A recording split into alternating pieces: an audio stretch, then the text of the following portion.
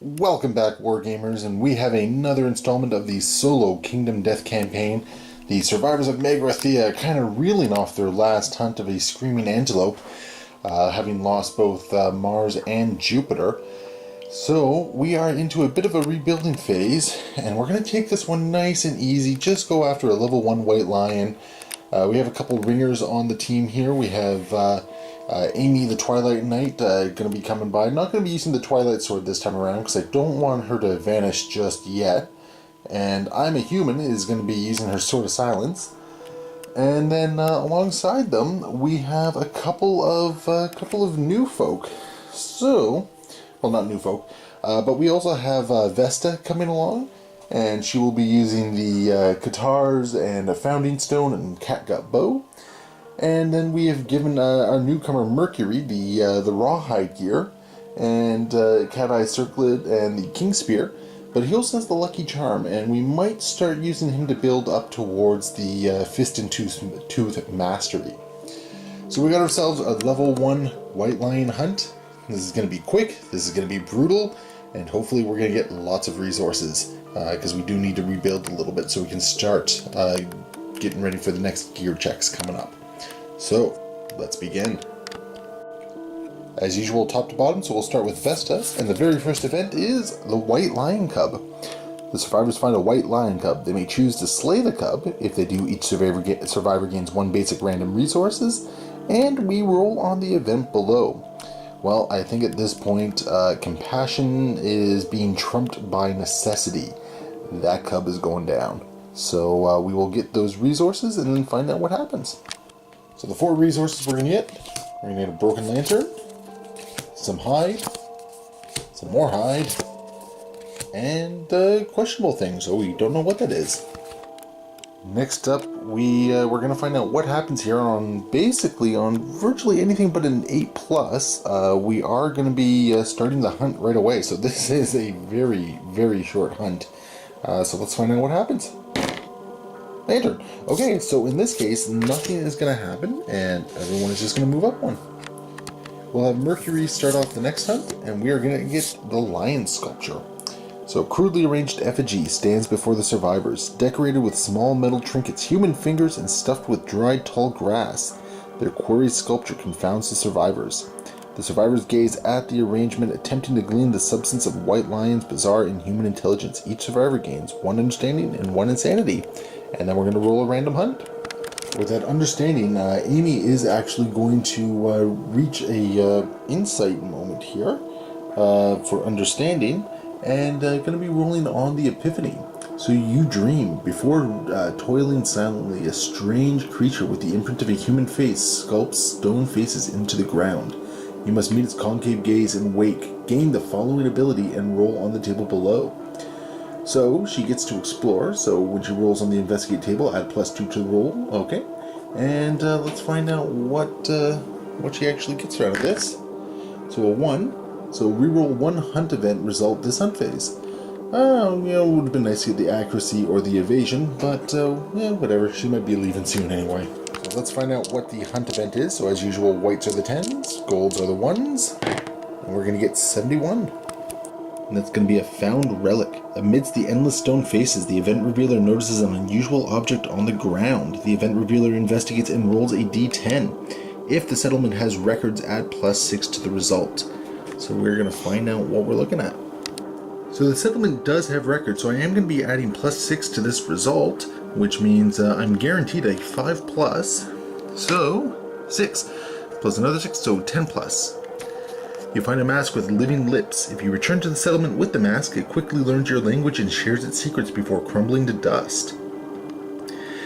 At the start of the next settlement phase, draw 3 innovations from the innovation deck and add 1 to your settlement at no cost. Oh, cool. And no final lantern. Alright, excellent. Continuing on with the hunt, we'll have I'm a Human reveal the next event, which is just going to be a random event. And we will see 89. And we are seeing cleaner birds. Tiny ragged birds with needle-thin beaks fly overhead. Each survivor rolls a d10. The lowest scoring survivor, roll off in case of ties, becomes a straggler. The birds swarm the straggler. One forces its way into the straggler's mouth and down their throat. Lovely. The survivor vomits up the well-fed bird, their inside scrambled and scarred, gain 1 permanent luck and -1 permanent speed. If any survivor has a whip, they crack it and fell the offensive creature, gain 1 random resource. Well, no whip, so we're going to find out who the straggler is. Starting with Amy, she'll roll a 7. I'm a human, it's going to roll a 4. Vesta has a 6. And then Mercury will roll a 1. So Mercury will be the straggler.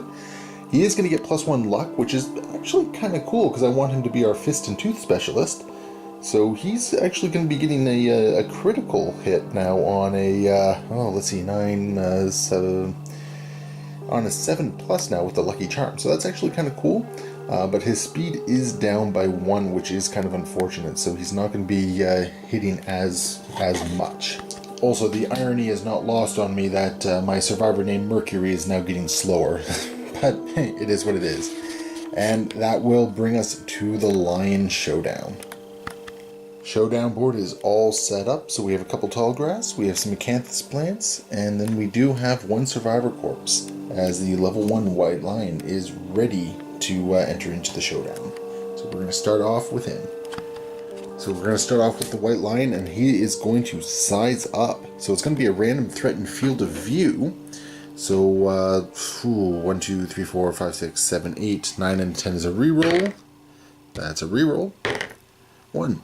So he's going to be taking a look at Vesta and going to intimidate. So the monster stares down its prey. Turn to face the target and roll 1d10. On a result of a 4+, the target suffers 1 brain damage per monster level and is knocked down.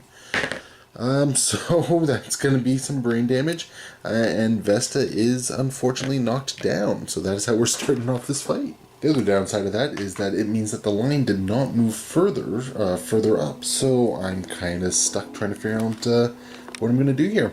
So I think what we're going to start off with is I definitely still want the lion to come to me. So I'm just going to hang out here, but I'm going to use Mercury to activate the Cat Eye Circlet.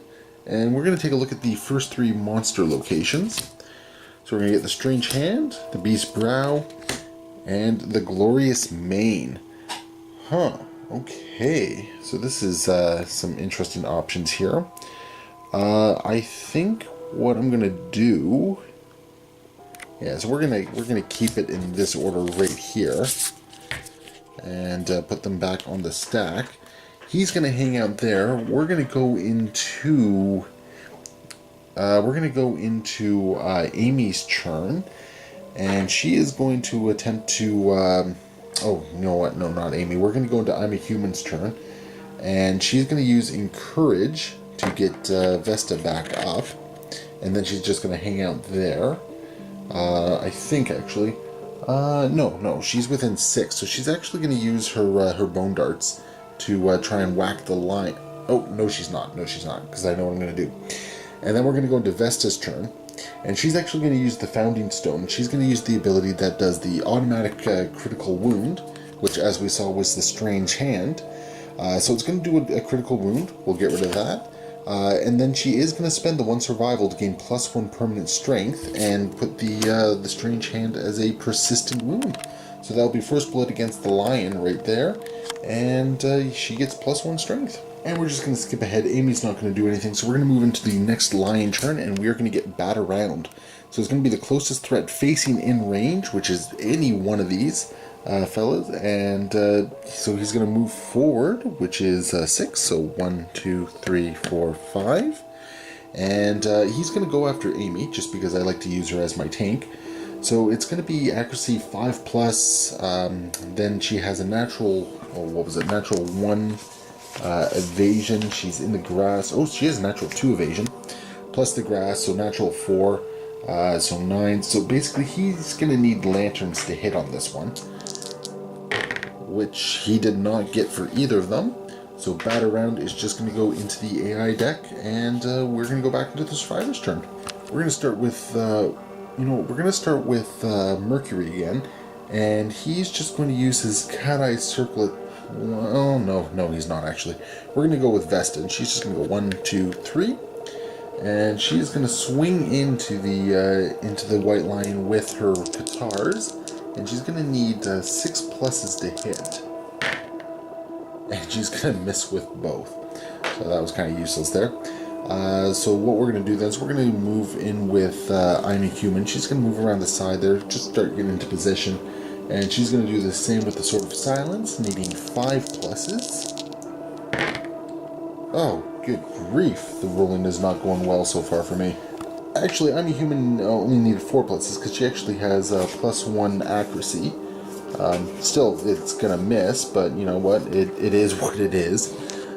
So I think what I'm going to do is I'm going to activate Mercury. He's going to go around the back there. And he is just going to Fist and Tooth. Yeah, he's going to Fist and Tooth with the one attack because he's speed 1, unfortunately. And this is going to hit on a 7+. Okay, so on a 9, we finally have a hit here. As we know, it's not going to be a trap. It's going to be the Beast Brow. So we're looking for a critical hit here. There is also going to be a reaction on the wound. But in this case, a critical hit is going to be on a 7+. So here is hoping. 9! Okay, so that is a critical hit.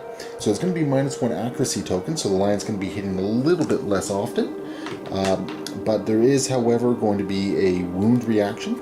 So it's going to be 1 brain damage, and a basic attack is going to be done against Mercury. So we're looking at 2 attacks at accuracy 2, and then we have 1 evasion and so we have +2 evasion for Mercury, and then the accuracy token. So hitting on 5s, and both are going to hit because that's how this showdown is going. And it's going to take one to the chest and the waist for 1 damage apiece. So that's okay. He can easily absorb that. And we're going to quickly interrupt that with a surge from Amy. And does she get to keep it? Nope, she's going to lose that survival. But she is going to swing in with her scrap sword. So this is going to be a speed 2, hitting on 4 pluses in the blind spot. So 2 hits on 9s. And that's going to give us the Glorious Mane as well as the Beast Ribs. Going to start with the Beast Ribs, hoping for a critical. So 2 is not going to do anything here. It's not a big deal. It's not a wound, but it would have been nice to get that resource. And then we have the ribs here, which on a critical is going to cause some damage to its toughness. And then if I have 3+ understanding, I can get some survival. Excellent. So I believe she has +3 strength. Yep, +3 strength, and the scrap sword has a strength of 3. So we are going to be wounding on, it looks like 2+. So there we go. So that is going to be a wound. She does have the understanding, so she's going to gain an extra little survival there. So the one she just lost, she'll get back. And then we're going to go into her turn proper, and she's going to do the exact same thing. So needing, what was it? I needed 4s to hit. So an 8 and a 6 are definitely going to hit. And we're going to get the Beast Chest and the Beast Back, and we have some failure reactions on both of them. So we're going to start with the Beast Back, looking for a 2+. 4, okay, so that is going to wound. It's not going to crit, but it does take away an AI card. And then we're going to move on to the Beast Chest. So 6, again, not a wound, but, or sorry, not a critical, but it is enough to wound it. At this point, what I'm going to do is I'm going to surge with Mercury, and he's going to use the Cat Eye Circulet. So I don't know, I was about to roll a dice there. And we're going to take a look at the top 3 cards here. So we get the Beast's Paw, the Beast's Ear, and the Beast Temple. So this is good, because what we're basically looking for here is any traps, because we want to get through this as fast as possible. So I think what we're going to do, we're going to put the paw on top, and yeah, we're going to do the paw on top, and then I think we're going to do the temple and then the ear. And that's how we're going to go forward. That does, however, bring us to the lion's turn, and we are going to get Lick Wounds. So if the monster has no wounds in the wound stack, discard Lick Wounds and draw an AI. He's got some wounds. So otherwise, full move the white lion directly away from all survivors, turn to face the closest survivor, and heal 1. So 1, 2, 3, 4, 5, 6, and he'll turn around. He's going to heal 1 of the AI cards, so that goes back into the deck. And then Lick Wounds basically goes back onto the top of the AI deck. So I gotta do a wound to him to get rid of that. So we are gonna try and force a wound here, and unfortunately we're in a position where he's far away from most of the people who can reach him. So I think what we're going to do is we're going to try our luck with Mercury. He's just going to go 1, 2, 3, 4, 5. And he is going to attempt to hit with a Tooth and Claw. Looking for a 7+ for a critical here. And that will be... Oh, and I guess we got to find out what it is. So that's right, it was the Beast Paw. So it is going to be a critical, so we can ignore the basic action there. And this is exactly why I'm using him right now, because I'm basically crit farming. Oh, geez, okay, so -1 movement token, I completely missed that, as well as a Lion's Claw. And persistent injury, so he can no longer grab guys, and we do get rid of lick wounds. Now, unfortunately, everyone else is kind of in a position where they can't really reach the line. So what we're going to do is we're just going to farm some Acanthus with Amy. And on a roll of a 9, it's going to be Fresh Acanthus, Strange Resource. 8+ for Fist and Tooth. Okay, so that's going to hit. Next up, we're going to have I'm a Human move back here, and she's going to do the exact same thing and try and harvest that Acanthus. So once again, 9+, so we have a little bit more fresh Acanthus. Lastly, Vesta is going to move up here, and she is going to loot the Survivor Corpse. So we will get, let's see here, on a 4+, 2 Insanity and 1 random basic resource. So we're going to draw a skull for the random resource there, and then she gets her Insanity, and we will get rid of that terrain card. And we're going to surge with Mercury there, and we'll see if he gets his thing back, which he does. He does get his survival back. And what he's going to do is he's going to Fist and Tooth again, so needing a 8+. No, so he won't do any more damage this turn, and that will bring us into the Lion's turn.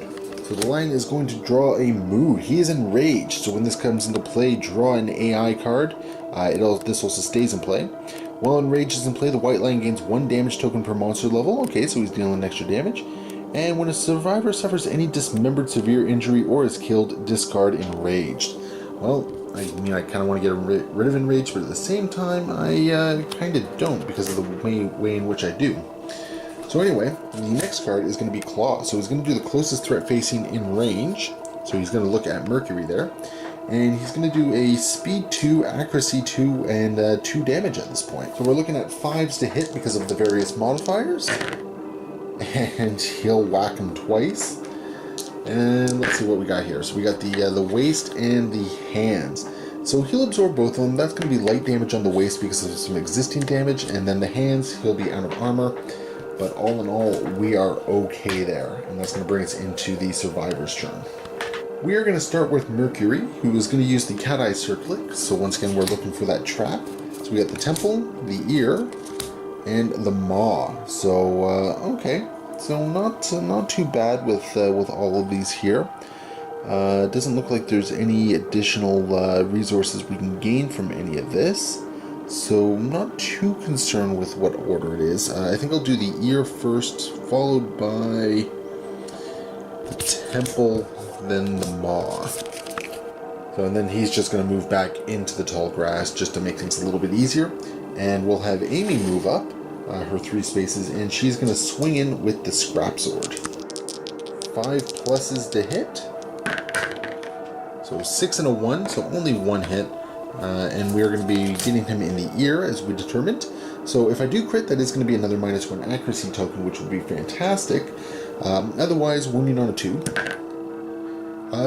9. Does she have any luck? Let me see here. Oh, she has no luck. She doesn't have the... yeah, she has no luck. So unfortunately, that's not going to be a critical, but it does get rid of another AI card, which is leaving the Lion really kind of hurting here. 4 more wounds, and I will have completed it. The other survivors are just going to get back into the fight. So Vesta, 1, 2, 3, 4, 5. And I'm a Human, 1, 2, 3, 4, 5. And I'm a Human is going to use her Bone Darts and throw them in, needing a 7+ to hit. So a 1 will not hit. And I think at that point what I'm going to do is I'm actually going to surge with Amy. And she will keep the survival. And she'll swing in needing 5s to hit with her Scrap Sword. And so 1 perfect hit. So this actually means she's going to be doing a bit more damage, I believe. Yeah, so +4 strength, not going to matter. She's already wounded on 2s. And we're going to be hitting the Beast's Temple. So if I fail, there's going to be a basic action against the attacker. Otherwise, if I do a critical, it can possibly cause another persistent injury.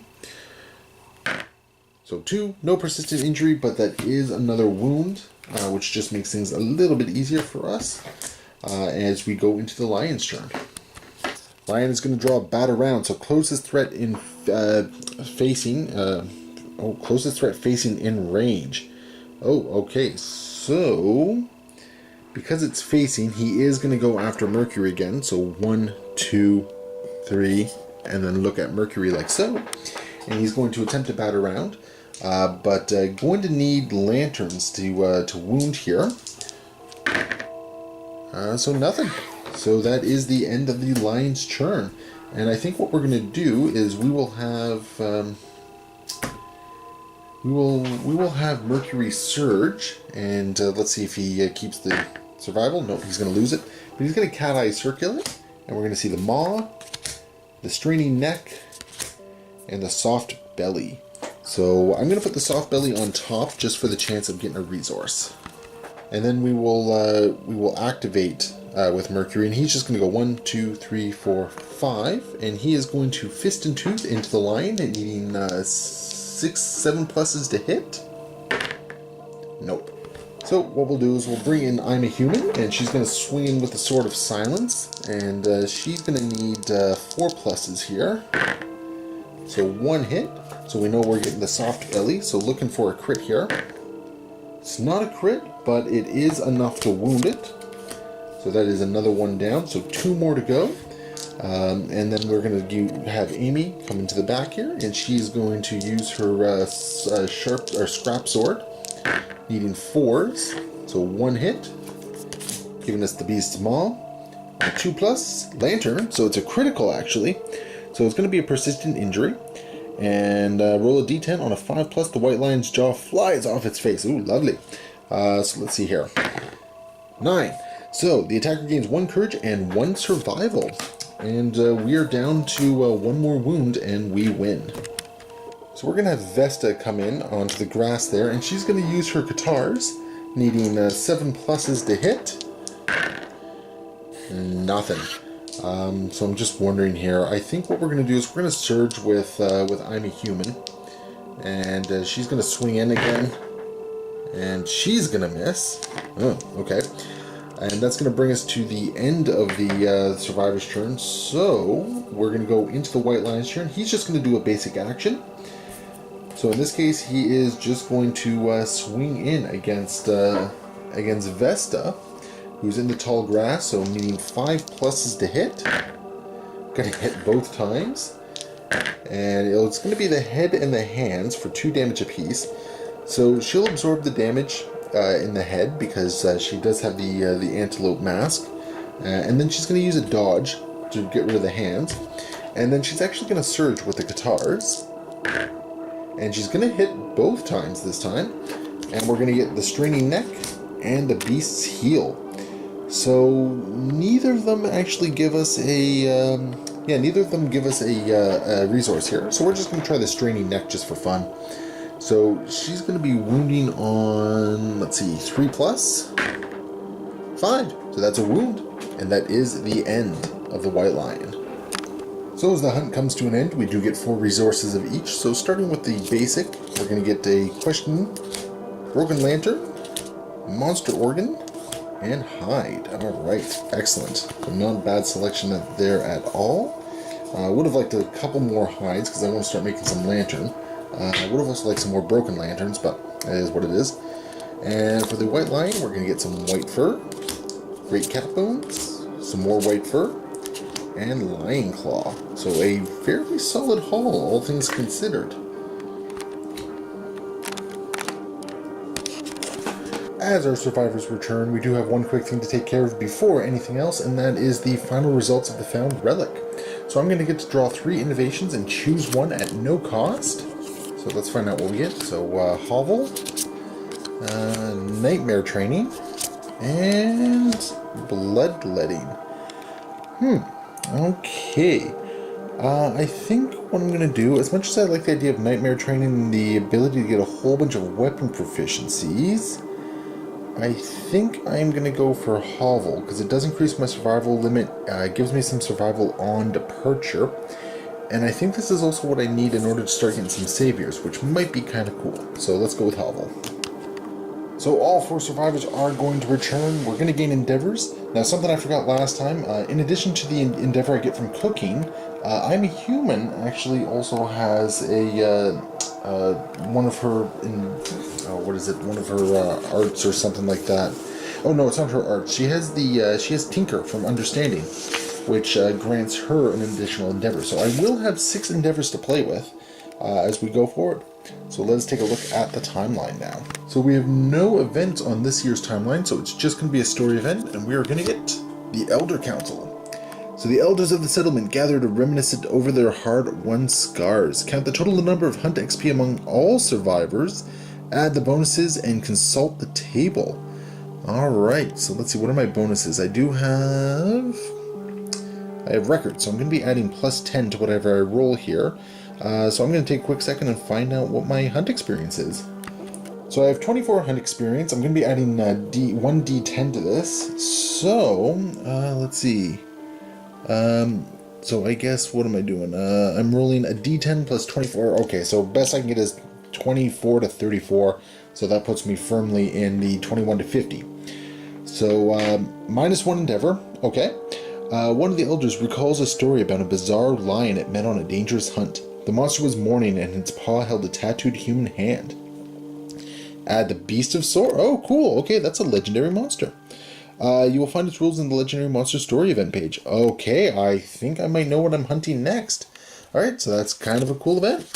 Moving on, we update the death count, which there is none. So now we are going to check some milestones and story events. And I know this last one, I think I'm hitting some milestones, so we'll take a look. Okay, I just double checked everything. Not actually hitting any milestones, so it was just some proficiency upgrades and some age upgrades, so nothing fancy. So we're going to go on to develop. So I think the very first thing I'm going to do is I'm going to find the necessary resources to innovate again, and then I'll have 4 remaining endeavors to do some things with. So using the Great Cat Bone, some Monster Hide, and some of the gums I got from the Screaming Antelope, going to innovate. So we're going to get Scarification, Pictograph, Family, and Drums. So I like the idea of getting a little bit more survival upon leaving, so I'm going to go with Family. This is also going to, let's see, whenever I do Intimacy, I can make a surname for them, okay. And it looks like they'll also pass on half of their weapon specializations, or proficiency levels, so that's actually kind of cool. So I can now take, unfortunately I don't think the Twilight Sword will pass on, but things like Sword from I'm a Human might very well. So I'm going to use some of the resources, so all my white fur, a couple hide, some organs, and I'm going to make 2 monster grease, and I'm going to make some more white lion gear. I kind of wish I paid a little bit more attention to the recipes here, because I would have liked to make the white lion helm as well.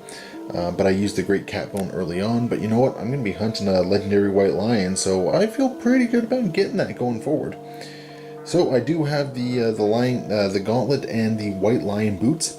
Now the gauntlet's kind of cool because it allows me to pounce with +1 accuracy, and if I can get 2 red synergy things there, affinities, then I'll be opening up a little bit more movement. But I think I'm going to hold on to the rest of my resources at this point, and I'm going to burn those for endeavors on, I think for the most part, I'm going to be trying to do some intimacy events and try and get a better settlement going. So we'll use an endeavor for Vesta's matchmaker ability, and we will send Todd and, let's see here, I'm not feeling incestuous, so let's send Todd and Minerva off to do some intimacy events and find out what happens. And now that I do have the hovel, I can potentially get a special child. Gonna do another endeavor, and we're gonna send, we're gonna use I'm a Human, and she's gonna go to the augury. And on a roll of a 3 on the augury, she's just going to gain some understanding, which I don't think puts her anywhere new. No, it does not. But we're going to try it again. on a 9, what happens on a 9? A 9 is an intimacy event.